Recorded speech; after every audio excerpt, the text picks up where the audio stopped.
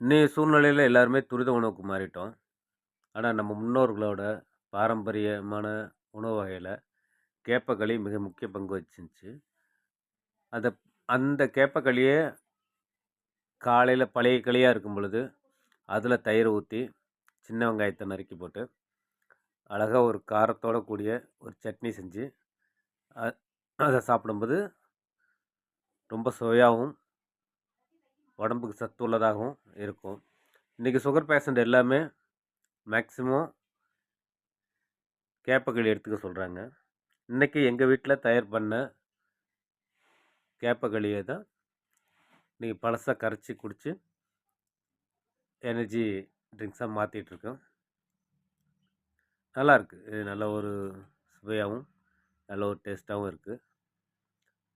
நீங்களும் ட்ரை பண்ணி பாருங்களேன் ஃப்ரெண்ட்ஸ்.